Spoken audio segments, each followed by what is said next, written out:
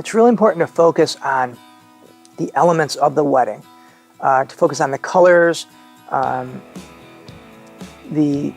anything involved is a little bit different. The types of flower, the decor, what the people are wearing. Are they wearing something a little bit different than you see in every other wedding? That's something to really focus on. Focus on the unique elements of that wedding, because it's something they put a lot of time into planning out their wedding. So if you notice it and you include it, you know that's going to be a shot that they're going to like. They're not going to say, you know, why you got picked out those flowers and you got shots of those flowers. Why did you get the shots of those flowers? No, they're never going to come back and complain about that.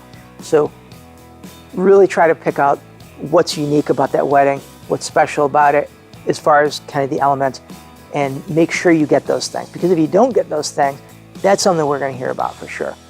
So you have to kind of be cognizant of that and focus on that.